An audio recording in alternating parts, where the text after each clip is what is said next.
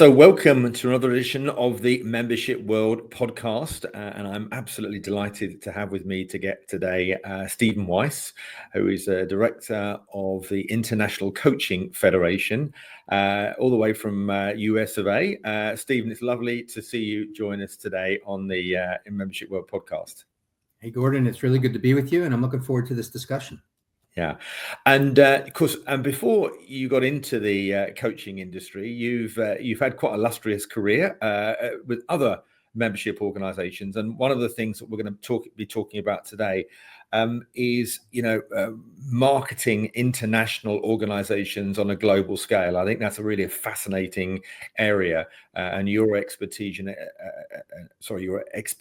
is going to be very, very insightful, I'm sure.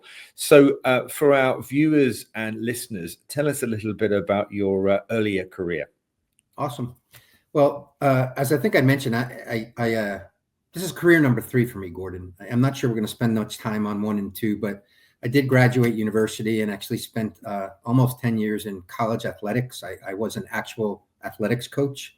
Mm-hmm. I moved from there to large event production. I worked for a company that owned and operated its own very large-scale family festivals for about a 10-year period. And so while I didn't know it then, I was learning a little bit in that world about, customer marketing / membership marketing, how to stay relevant with an audience base when you have an annual event. And these were large scale events where we'd get about 150,000 patrons in three days. And then more recently, and I think what we're going to talk about today, it's been about 20 years now that I've been in different professional associations, different industry verticals, from management accounting to financial planning to retail manufacturing, and now to professional coaching. And in each of those roles, I've learned a little bit about, or led teams, I should say, maybe in membership marketing, business development, really at all of the places. And so, that's what I bring today. And at the ICF, International Coaching Federation, I'd have to tell you, it's exhilarating and a little inspirational, because all of those other stops I mentioned, we're all celebrating their 150th anniversary in professions that were hundreds, if not thousands of years old. And I feel like professional coaching is really just emerging. As an organization, we're celebrating our 30th anniversary this year. Fantastic. And I think as a recognized profession, it's kind of happening every day. And so, yes, we have an established large global audience, but we're in an entrepreneurial mindset here because we still are new, evolving, and developing. Yeah, fantastic. That's great. So tell us a little bit about, ICF in terms of its structure. Yeah, so we're a professional association, as I mentioned. The driving part of the value proposition here at ICF is our certification program. Mm-hmm. You can apply for what's called the ACC, PCC, or MCC. And those are the most recognized and respected professional certifications in the world of professional coaching around the globe. So that's the primary reason someone would join us.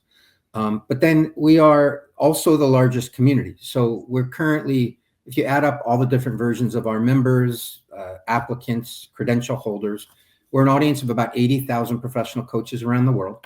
Wow. So, yeah, it's large. And those members are in about 150 countries, and then also engage in regionalized communities where we have about 142 chapters around the world. And so truly global, which presents both the challenge and the opportunity that we are working on every day here. Yeah, no, interesting, because I'm fascinated by the sort of chapter concept, not just within a country, but in a global level. I know other organizations that have this, and they have had, in some instances, a bit of a mixed reaction. In other words, some chapters have been really well performing, and others a little bit lethargic. So I guess a lot of that is all about, creating the right structure, making sure you've got the right people in them. But love to get to hear your thoughts about that. Yeah, for sure. It really is interesting because there are many, many different forms that chapter networks can take. And, those forms make up all of the, call it, associations around the world. What I believe in to set yourself up for the best success is, one, you really want to structure where all of your chapters can row in the same direction, if you will. As opposed to sitting shoulder to shoulder and trying to manage decisions that are relevant for the world. If we can all align on the global standards, it makes sense for the profession, and just row in the same direction, focused on member and credential holder value, sets us up in a very good place. And then similarly, regionalization is hard because obviously every single area in the world has its own, cultural nuances, needs, et cetera, et cetera. And so there's a need to be relevant from a regional perspective. But in the same sense, I really do believe that there's certain, call it human building blocks, that if you look at your chapter network, in the nonprofit world, this is almost not okay, but almost like a franchise structure. Yeah, absolutely. And you look at it more as like, what do those volunteers / managers need to be successful in their region with the model, and focus there, as opposed to, creating specialized solutions for every chapter. It sets you up for success, and then good people do good things, and it can all work if you do it all the right way. Mm-hmm. So I guess a lot of that is about blueprinting, isn't it? What works well, although there are cultural differences, aren't there? Sometimes that what can work well maybe in the States does not always land well in other countries. But I guess that there are certain nuances that are common to all. Yeah. And I guess it's all about helping and facilitating those individuals to be a success. Yeah, for sure. And it's a little bit like I'm sort of saying, we can talk probably for hours and hours about the differences, but I also like to, not disregard those differences, but we can also speak with great confidence that there's certain givens in each market as well. So for example, a strong global certification program is an attraction to everyone in every region, because we're catering to folks who are, in some situation of using this for their profession. So everyone in that situation is interested in either doing better in their job, getting a better job, advancing in their career. So that, that is relevant everywhere. We can focus on that. We can be the best in the world. That can be an anchor for us.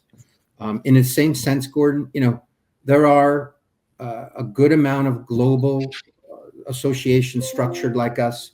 And so there's data and surveys annually where you can actually glean, what are the things that are important to everyone, regardless of industry vertical, regardless of region in the world. And some of those things that are constant are, at least, and for me, any association I've been at, these have been constant. But those are in the area of, every single person that joins a membership org that's structured like ours is looking for community to build their network. So if that's a constant, no matter where you are, what language you're speaking, that's another anchor or stake in the ground that we can build on, and we can ensure that we have that for folks. Yeah.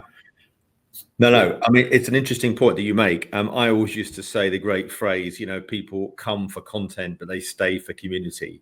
And if you create the right environment for people to be nurtured and supported, I always, when I used to run an association a few years back, when we had our Christmas events, I mean, I would know everybody, of course, because I was the head of the organization. But I was always conscious of people that had new members, perhaps didn't know. And I would just say to one of my team, will you just go and introduce them to a few people?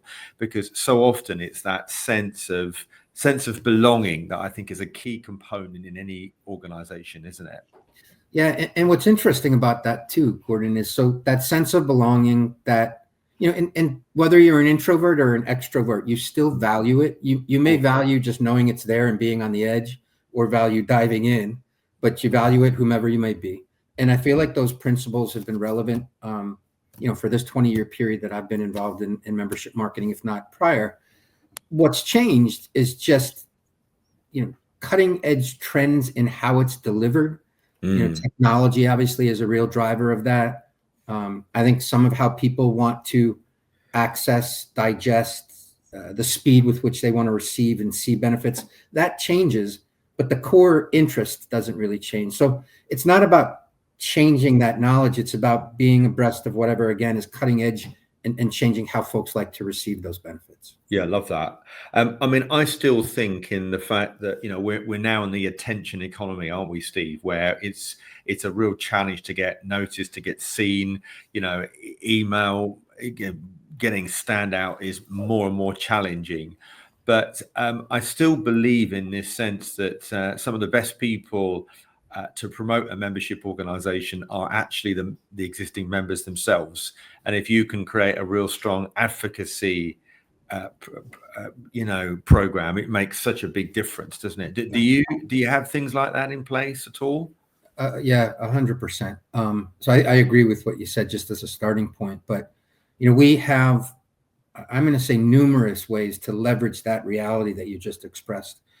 So just a few examples. We have ambassador programs. We've got ambassador programs for our brand.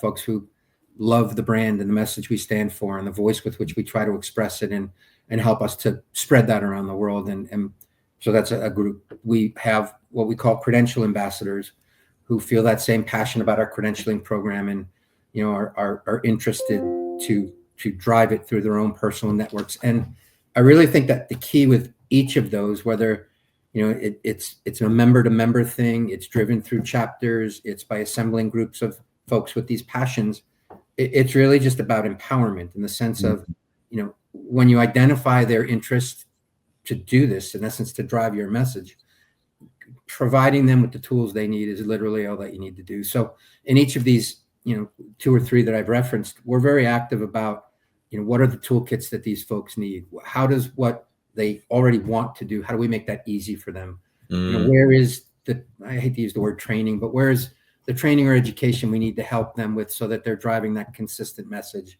and how and where they share it around the world? But you've identified, in my opinion, another one of those constants that things change, how we can empower, ambassadors like that change, but the interest stays the same in its core. Yeah. No, you touched on sort of technology. What sort of technology advancements have you seen over the years, and potentially what are you looking at in the future? Yeah. Some of the ones that jump to mind for me, and Gordon, right? This is one of those ever changing. Like, we'll finish this discussion and it will be changed tomorrow. So there's that need to stay agile in your thinking and and never feel like you've figured it out and you're the expert. So, but for me, the things that are top of mind these days. Listen, AI obviously is with us and isn't going anywhere. But I feel like what AI is going to do in membership marketing is going to be in that area of hyper personalization. So it's, right now we're trying to figure out how to use it, but it's eventually just going to be around us like all of the other technologies have been. And they're going to be services that help you deliver that hyper personalized experience. So, I'm a junkie for demos these days. Anytime there's a new, a vendor making use of it to achieve goals like that, I want to learn how it's happening to be able to apply it. So that's one thing we think about. I feel like the term gamification's not new, but how it lives in the current age of technology, relevant to that desire for like real-time engagement, So it's like, how can you come up with your gamified journey pipelines where, you're moving your prospects, customers, hopefully members in some way that has those. And again, the old style of when we first heard gamification, not games, but ways that keep me engaged and connected, building my engagement all along the way. And how is that not something I'm waiting for? How is that not like I joined and I'm going to get that from you in 2 months by direct mail? How is that happening in a real-time way so that, the interest from folks is staying there as we go? And I guess the final thought here, just top of mind answer again, is, we've been thinking more and more mobile first for some time now, but it's also not just mobile first, but it's about digital convenience. So like, how are you taking all of the things that you offer and maybe have offered in different versions for years, even when you were mailing it, but offer it in a digitally convenient way. So it fits the lifestyle of how folks are immersed in their own technology. So it feels part of that, not incremental to it. Yeah. No, I mean, I love that as well. I think it's such an important point. We want to feel connected to each other, and I think from a technology point of view, I think particularly the younger folks who have got almost impatience built in. It's like, I've paid for a membership, I want the value now. Whereas once upon a time, you joined a membership organization in my day because you wanted to support the industry and everything else. So I think it's quite interesting for me when I speak to many organizations, how even not just different types of members, but different age profiles. People coming in have got different needs, maybe educational, whereas those that have been around a lot longer have got a different sense of purpose and value, haven't they? And I guess from a marketing point of view, you've got to be on top of your game when you're communicating to these people, so it's not an email to all. Yeah, exactly. Those were the easy days, right, where you can send an email to all and it was working for you. But no, I think you're 100%.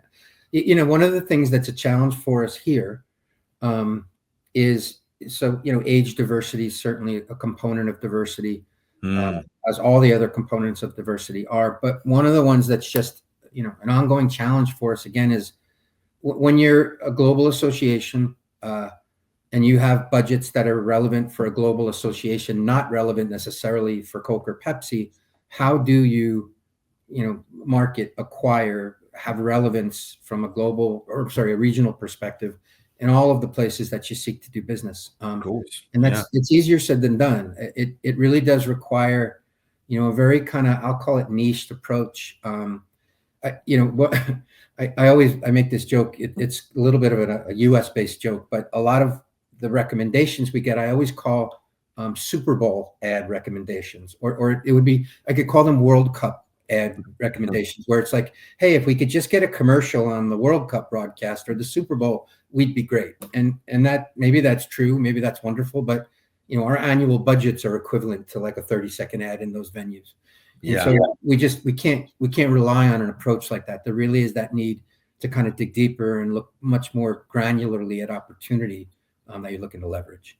Mm-hmm.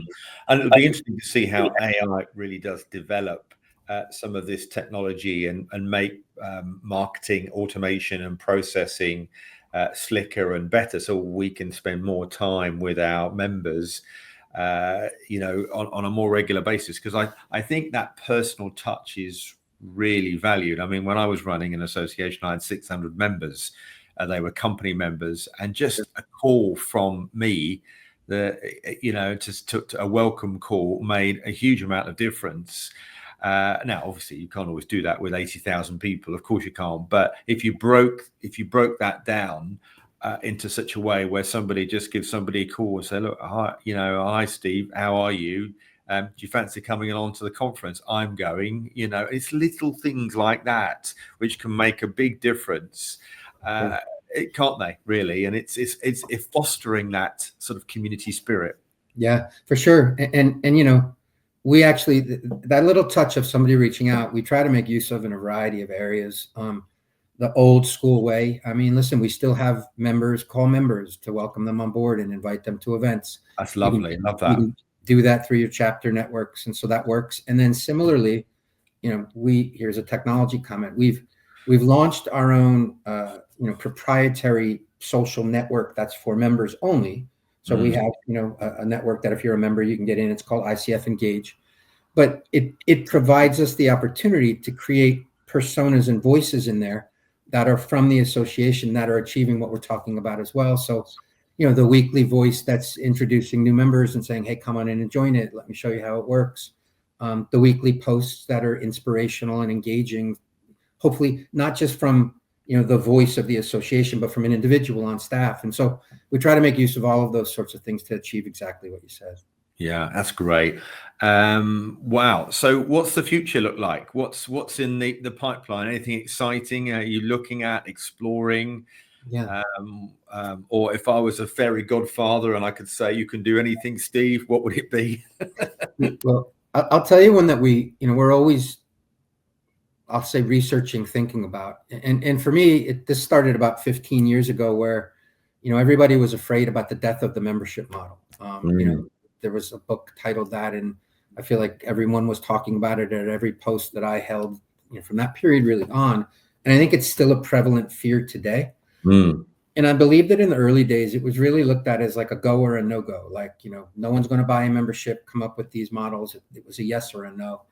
But it's different today. Like, I feel like, again, technology has allowed a different application of, flexible pricing models, tiered progression-based memberships, just a real ability, again, like we've been speaking about, to be specific to what you want as an individual, what you might value, what you can afford.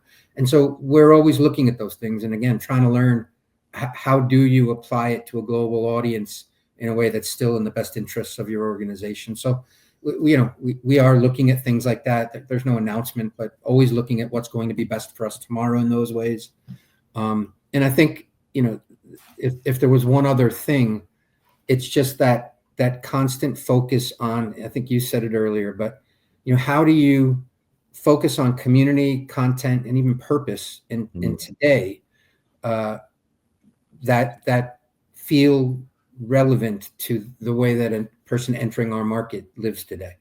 I think that if you looked in 1950 and you just lived, to use a US-based destination like in Kansas here in the middle of our country, the only place you could meet people in your profession was like at the local Holiday Inn for their monthly meeting, and that was it. Today, that chapter that was doing that is still relevant in many ways, but how they're doing things has changed, and the other technologies have to complement that core human experience, in a way that makes sense today. Absolutely. Yeah, great. Steve, how can people find out more about the Coaching Federation and you personally? Oh, well, me personally, as everyone else, I'm on LinkedIn. So reach out to me there. Always interested to say hello and meet a person. So that's one opportunity. And then anybody to take a look at ICF here, Gordon, it's www.coachingfederation.org. And so it's the full word coaching with an ing, federation.org. Great. Thank you so much.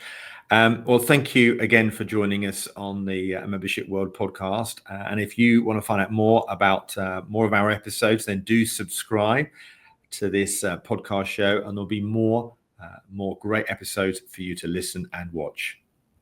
It's been a pleasure.